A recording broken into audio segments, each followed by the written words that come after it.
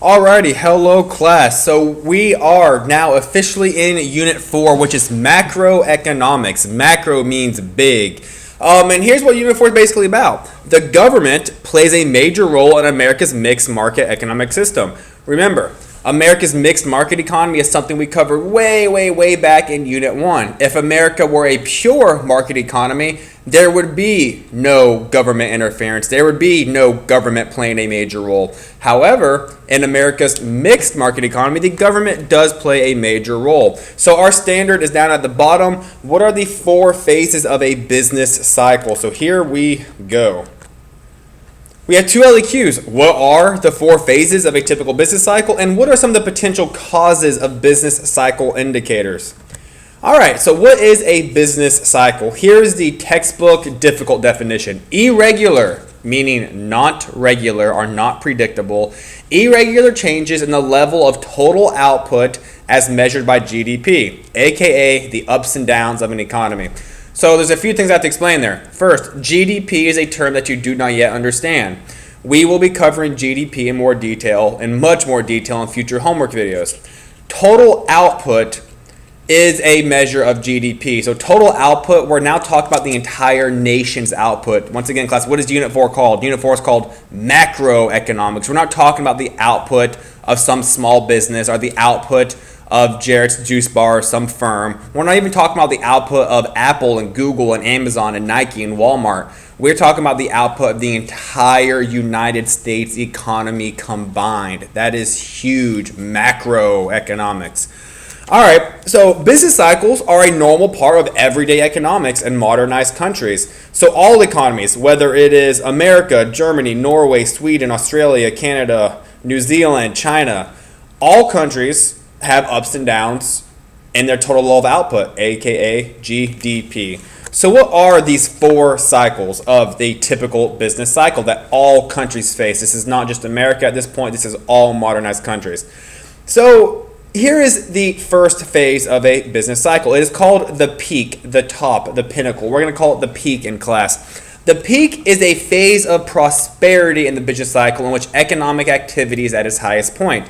Once again, right there, that phrase economic activity, that's something I'm going to explain in more detail here in just a moment. But the peak is when economic activity is at its highest. Everyone is happy, everyone has a job, income is good, life is great during a peak. So you guys know the phrase, what comes up must come down. Well, here you go. Once you're at the top of the mountain, you've got to go down. In the business cycle, that's called a contraction or recession. You'll see it labeled both different ways. So the contraction or recession is the phase of the business cycle. Economic activity is beginning to slow down. That means GDP is starting to get lower and lower and lower. So contraction is the general term used, but more often than not, it turns into a recession, with the most recent recession we have had being back in 2008, 2009. So a recession, I need you guys to know this. This is actually very important. A recession is when GDP does not grow for at least 2 quarters. Remember, there are 4 quarters in a year. 1 quarter is 3 months. So that means GDP does not grow for 6 months. In other words, GDP is getting lower and lower and lower for 6 months. Now, I do not want you all to confuse a recession with a depression.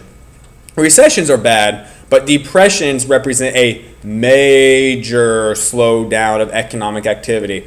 With, of course, the Great Depression of the late 1920s and early 1930s being the quintessential example. So a recession is bad, but not that bad. A depression is a major slowdown.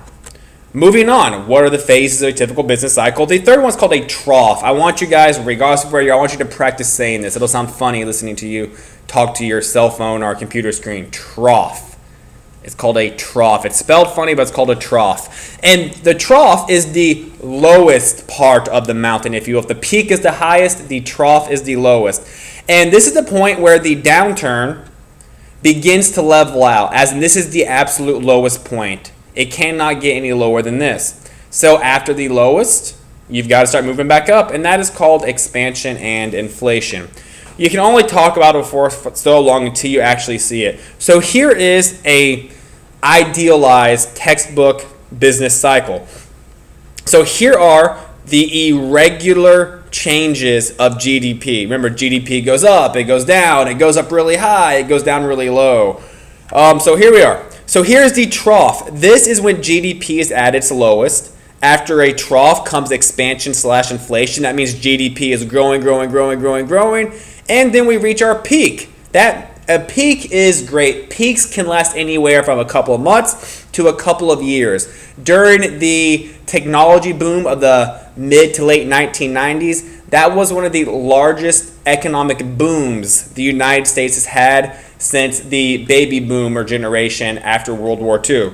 But as you guys know, what comes up must come down. So eventually you're going to hit a peak, whether it lasts for 2 months or 4 years. Eventually things have got to slow down. That's just economics for you.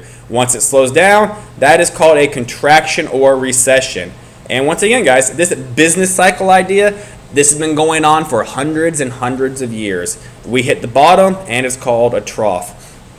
Now, what I want to point out to you guys here is look at what we're measuring. We are measuring the course of time on the x-axis up against GDP on the y-axis. And again, GDP is not something that I've covered yet. Now, what I want you guys to know is, even though there are ups and downs to the business cycle, with some ups being higher than other ups and some lows being lower than other lows, if you take a look at this line right here, anyone in statistics knows what this line is called, but that's not for this class. If you take a look at this line, you can see that even though with the ups and downs, the economy is still actually growing. So including the ups and downs, on average, the economy is growing. Now let's take a look at what it looks like in real life. It's not as pretty as it's in real life. All right, so let's take a look here. Now this is what it looks like in, quote, the real world, unquote. So actual economists look at it like this. So here's what we are studying in class. Nice, pretty easy to look at. But I want you guys to understand this is the exact same thing, just with data on it. So we're looking from about 1880 all the way up to the year 2000. And once again, you can see we have, let's start right here. Let's start down. So I'm at the year 1884 or so. So this is the trough. And then we are in a period of expansion, inflation.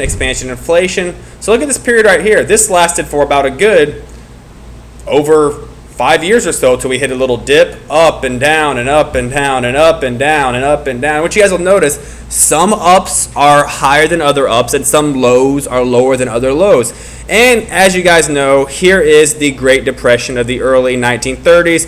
Whoa, way down, things are bad, things are terrible. And then there is the post-World War II boom. Something worth mentioning, America's economy does great every time we go to war. World War II, high GDP. Korean War, high GDP. Vietnam War, GDP goes up. So just something to make note of. Now, once again, this graph continued to modern times. You would see peaking all in the early 2000s, then come 2007, 2008, and even 2009, you would see a lot more red there for our most recent recession. All right, so something I want you guys to know is that there are some problems with the business cycle. I want you all to understand it can't predict the future. The business cycle is not a prediction device. Here's what I mean. You can only know where you were by looking back. Let me say that again.